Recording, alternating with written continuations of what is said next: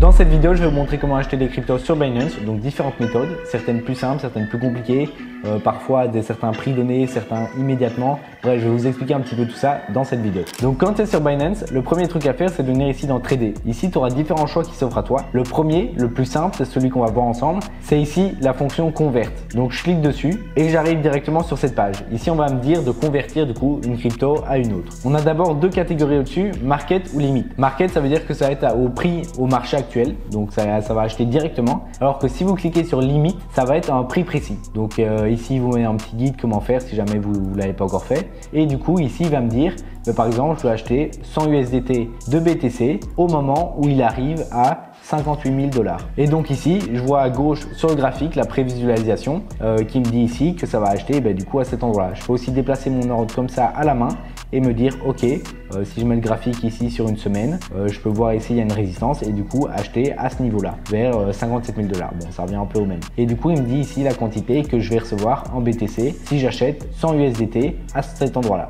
Une fois que vous êtes bon pour le prix, vous pouvez tout simplement passer en ordre. Donc voilà, ici il vous met qu'il n'y a aucun frais, c'est ça le principal. Quand vous faites en convert, vous avez 0 frais. Donc ça, c'est très bien. Le seul souci, c'est qu'il va expirer dans 30 jours. Ça, vous pouvez régler ici la petite roulette. Le seul souci, c'est que c'est maximum 30 jours. Donc, ils veulent pas garder les ordres trop longtemps. Donc, mais par contre, si vous voulez que ça expire après un jour, vous pouvez changer ici le paramètre. Et quand je vais mettre passer en ordre, ici, ça sera plus qu'un jour. Donc voilà, il vous met un petit récap et vous pouvez confirmer l'ordre. Voilà, il me dit que l'ordre limite est placé. Et donc maintenant, si je veux voir l'historique, je peux venir ici sur historique des conversions. J'arrive sur cette page où j'ai deux catégories, les ordres ouverts et l'historique.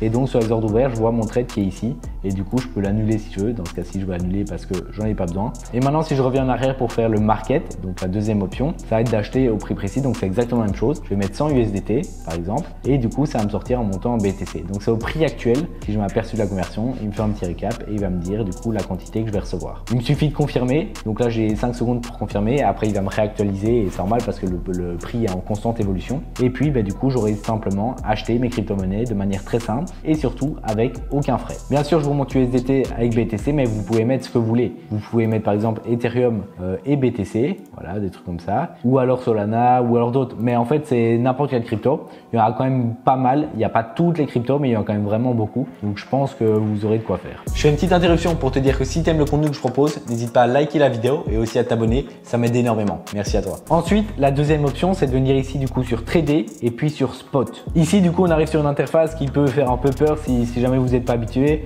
un petit peu plus trader, etc.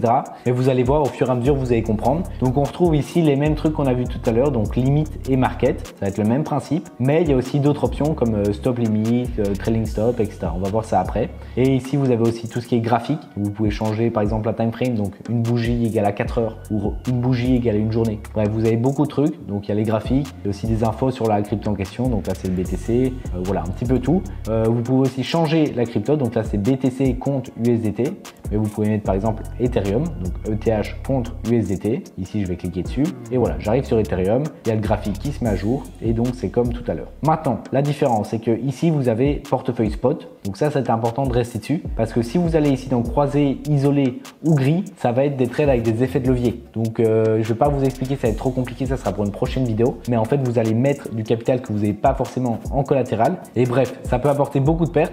Donc vraiment, si vous voulez simplement acheter des crypto-monnaies, pas faire du trading, parce que là, on rentre vraiment dans du trading, restez en spot. Donc ici, ça dépend si vous voulez faire en limite ou en market. On va rester en market pour que ça soit simple pour l'instant. Et vous mettez tout simplement la quantité d'USDT que vous voulez. Je peux mettre ici 100 USDT ou je peux simplement avoir le slider ici pour régler par rapport à mon capital que j'ai disponible. Par exemple, ici, je mets allez, 5% de mon capital. Je mets acheter des ETH. Ça m'a directement acheté. Quand je vais dans l'historique des ordres, je peux voir ici que ça m'a acheté du coup 0,09 ETH pour du coup 307 $. Maintenant, si je veux vendre, c'est ici la deuxième catégorie à droite, je peux également vendre. Donc ici, par exemple, si je veux revendre mes 307 $ d'ETH, donc 0,23, j'ai juste ici à du coup mettre mon slider à 100% et à vendre des ETH. Voilà, ça a été vendu, c'est nickel. Le seul truc, c'est que quand vous faites au marché, il y aura un peu plus de frais. Donc là, c'est des quantités qui sont pas trop grosses, du coup, ça va. Mais par exemple, ici, si je mets mon slider assez haut, on peut voir les frais estimés. Donc ça reste petit, mais c'est toujours mieux de mettre en limite parce que vous aurez moins de frais. Donc vous allez tout simplement venir ici dans limite limite, vous allez mettre le montant comme tout à l'heure. Simplement, vous allez mettre le prix auquel vous voulez acheter. Donc quand ETH revient à 3000 $, vous pouvez tout simplement mettre ici 100 USDT, ce qui fera 0,033 ETH. Et voilà, c'est le même principe, c'est simplement que vous allez planifier quand le prix touchera un certain prix, vous achèterez à ce moment-là. Et comme on l'a vu tout à l'heure, du coup, il y a l'historique des ordres ici. Vous pouvez voir du coup ce que vous avez fait. Donc moi, j'ai acheté et puis j'ai vendu. Et du coup, à gauche ici, c'est les ordres ouverts. Donc pour l'instant, il n'y en a pas.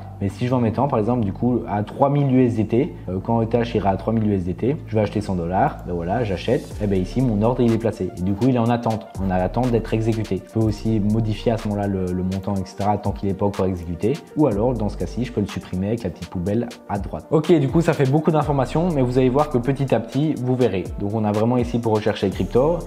Tout ce qui est ici à droite et à gauche, en fait, c'est le prix actuel et les ordres qui sont en attente. Ça veut dire qu'à chaque fois, là, c'est des ordres qui sont en attente et qui vont aller être cherchés par le marché. Et du coup, ben, ça va être pris. Donc, vous, par exemple, si vous mettez en ordre limite, vous pouvez voir votre ordre qui est quelque part ici ou ici. Donc voilà, maintenant, vous savez comment acheter des cryptos, que ce soit de manière simple avec l'outil conversion ou un petit peu plus compliqué avec l'outil spot. Et si vous voulez aller encore plus loin dans l'apprentissage de la plateforme Binance, je vous propose cette prochaine vidéo-ci qui est comment trader sur Binance. Donc, vous avez juste à cliquer et vous enchaîner là-dessus.